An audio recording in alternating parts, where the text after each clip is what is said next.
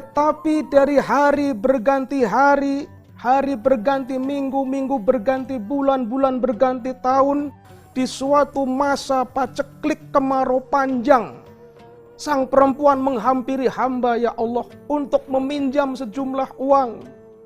Tolong bang, pinjamkan saya uang.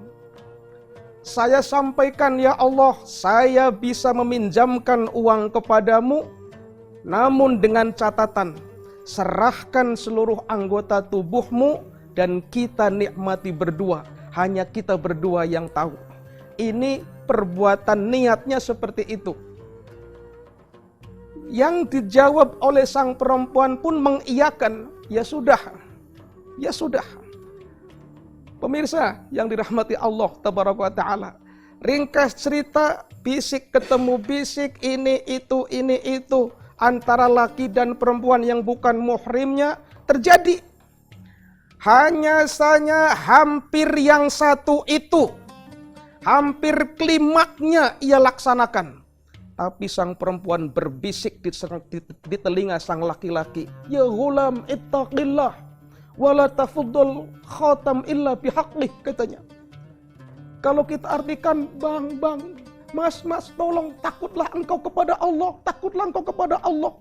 Jangan kau renggut kegadisanku kecuali dengan cara yang halal. Wala tafuddul khatam illa bihaqqih. Ini bahasa majas. Jangan kau renggut kegadisanku kecuali dengan cara yang halal. Akad dulu, nikah dulu, jangan seperti ini. Saya nggak mau. Mendengar bisikan perempuan tersebut, ya Allah, hamba tidak jadi berbuat zina. Hamba hanya takut kepadamu, hamba loncat, ya Allah, semata-mata karena takut kepadamu, ya Allah.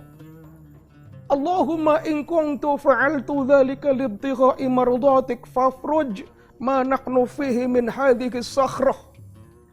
Ya Allah, seandainya apa yang pernah hamba perbuat akan berbuat zina tapi tidak jadi, hanya karena semata-mata takut kepadamu, ya Allah.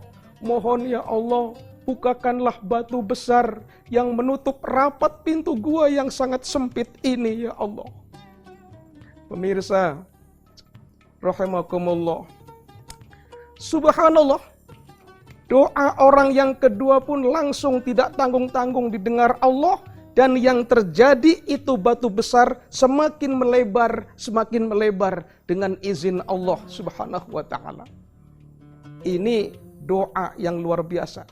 Dan salah satu tujuan hadis ini, hikmahnya adalah untuk kita sebagai umat Rasulullah, apabila terjadi sebuah sebuah musibah yang mendadak begitu, emergensi, apakah kebakaran atau mungkin gempa bumi atau mungkin sesuatu yang mendadak tidak dijanjikan sebelumnya, kita disunahkan berdoa kepada Allah sambil menyebut kira-kira amal apa yang pernah kita laksanakan, hanya kita dan Allah yang tahu. Itu dikenal dengan at-tawassul bil a'mal as-solihah. Disebut dengan tawasul dengan amal solih. Menyebutkan amal ibadah yang pernah kita laksanakan, tapi hanya mengadu kepada Allah Subhanahu wa Ta'ala. Itu hukumnya sunnah. Ini yang kedua ini. Mau berbuat zina, namun tidak jadi. Coba kalau anak sekarang, atau mungkin kita sendiri mungkin. Karena perbuatan zina itu memang sangat membahayakan. Dan terjadinya seperti ini kan memang karena setan juga. Tatkala kita berdua, ada laki, ada perempuan yang bukan muhrimnya di tempat yang sepi, maka setan yang ketiga. Setan yang ketiga. Dan ini juga pernah terjadi pada zaman Rasulullah SAW. Ada seorang sahabat Nabi, tidak perlu disebut namanya. Beliau melaksanakan perbuatan mengecup pipi istri orang. Ceritanya begini, pemirsa. Ini Rasulullah mengutus seorang sahabat untuk dalam sebuah jihad. Sudah sekian lama suaminya belum pulang-pulang ini, istrinya curhat kepada tetangganya. Istrinya mengadu kepada tetangganya, tolong jualkan saya kurma, karena kami sudah habis bekalnya, suami belum pulang. Si tetangga yang seorang laki-laki menjawab, indi tamrun atyab, saya punya kurma yang lebih bagus, punya saya aja di rumah. Rupanya mau menolong ini. Ikutlah si perempuan kepada sang laki-laki, Tetapi ketika berada di tempat yang sepi itu, refleks si laki-laki langsung mengecup pipi perempuan tersebut. Katanya. Sang perempuan pun kaget. Katanya. Ain zajir. Loh, kenapa kok seperti ini? Jangan, kata sang perempuan tersebut. Mendengar hentakan seperti itu, sang laki-laki langsung lari dan menyesali perbuatannya, mengadu kepada Abu Bakar Siddiq. Ya Abu Bakrin, katanya, wahai Abu Bakar, apakah Allah mengampuni dosa saya? Apakah Allah mengampuni dosa saya? Abu Bakar jawab, apa dosamu? Saya baru saja mengecup pipi istri orang. Abu Bakar jawab, engkau kelewatan. Engkau kelewatan. Saya tidak bisa menjawab apakah Allah mengampuni dosamu atau tidak. Saya tidak bisa menjawab. Silakan temui Rasulullah Shallallahu Alaihi Wasallam. Sana silakan. Langsung ini orang pun karena ingin mendengarkan jawaban dari Rasulullah, apakah Allah mengampuni dosanya atau tidak, langsung dicari Rasulullah Shallallahu Alaihi Wasallam. Ditemuinya beliau akan melaksanakan sholat asar bersama para sahabat yang lain. Hana waktul asar kalau dalam bahasa hadis. Langsung ini orang pun mengadu, ya Rasulullah, hal ghafaroli Rabbi, katanya. Ya Rasul, apakah Allah mengampuni dosa saya? Saya telah melaksanakan perbuatan dosa, ya Rasulullah. Nabi sudah tahu padahal dosanya apa juga Nabi sudah tahu. Tapi apa pesan beliau? Sholat asar dulu berjamaah. Ayo sholat asar dulu berjamaah. Ikutlah sang sahabat bersama Rasulullah untuk sholat asar berjamaah.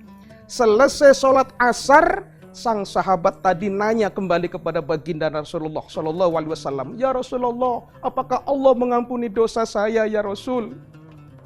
Jawab beliau, qad ghufirat dzunubuka. Kata Rasulullah, qad ghufirat dzunubuka. Dosa-dosamu telah diampuni oleh Allah Subhanahu wa taala. Wah, senang sekali ini. Pada saat itu ada sahabat Umar, langsung dia angkat tangan, mengepalkan kepalanya, mau memukul sahabat tersebut. Enak saja engkau, baru saja melaksanakan perbuatan dosa, langsung diampuni oleh Allah Subhanahu wa taala. Turun sebuah ayat surat Hud yang berbunyi demikian. Bismillahirrahmanirrahim. Wa aqimis sholata tarafayin nahari wa zulafan minal lail. Innal hasanati yudhibnas sayyi'at. Bismillahirrahmanirrahim. Wa aqimis sholata tarafayin nahari wa zulafan minal lail. Innal hasanati yudhibnas sayyi'at. Dzalika dzikra lidz-dzakirin.